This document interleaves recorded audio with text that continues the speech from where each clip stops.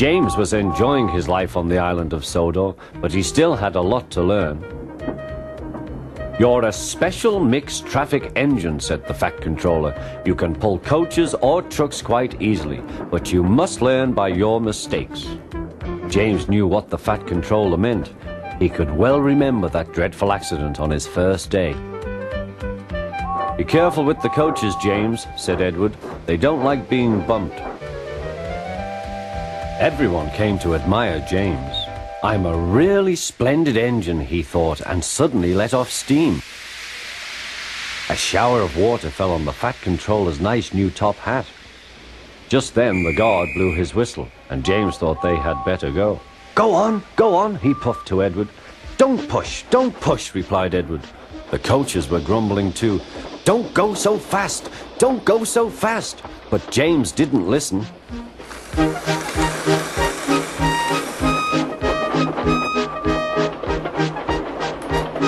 When at last they stopped at the next station, 2 coaches were beyond the platform.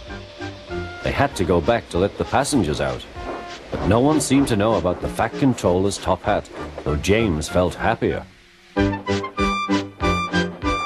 Presently they came to the station where Thomas was waiting with his 2 coaches.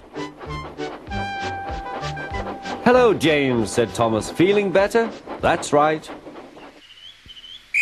"Oh, that's my guard's whistle. I must go. I don't know what the Fat Controller would do without me to run this branch line," and he puffed off importantly. Edward and James passed the field where James had had his accident. The fence was mended and the cows were back again.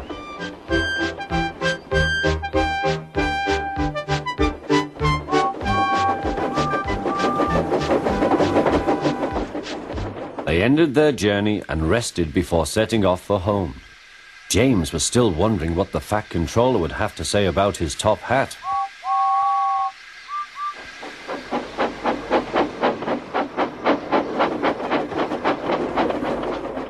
Next morning, the Fat Controller spoke severely to him. "If you can't behave, I shall take away your red coat and have you painted blue." James didn't like that at all. He was very rough with the grumbling coaches as he brought them to the platform. "Don't talk, come on," he called to them. "Gordon never has to fetch his own coaches," he thought to himself, "and he's only painted blue." To make James even more cross, this time no one came near him. "I'll show them," he thought. "They think Gordon is the only engine who can pull coaches."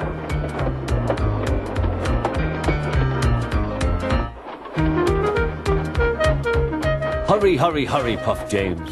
You're going too fast, replied the coaches. James laughed and tried to go faster, but the coaches wouldn't let him. "We're going to stop," they said. "We're going to stop."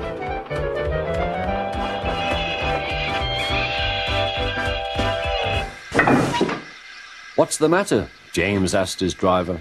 "The brakes are hard on. Leak in the pipe, most likely. You've banged the coaches enough to make a leak in anything." "How shall we mend it?" said the guard.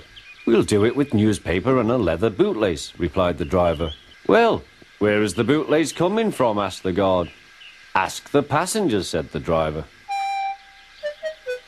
"You have a leather bootlace there, I see, sir," said the guard to a smartly dressed man. "Please give it to me." "I won't," said the man. "Then," said the guard, "I'm afraid the train will just stop where it is." The passengers all said what a bad railway it was. Then they told the man how bad he was instead. Everyone was very cross. At last he handed his laces over. The driver tied a pad of newspaper tightly round the hole in the brake pipe, and James was able to pull the train.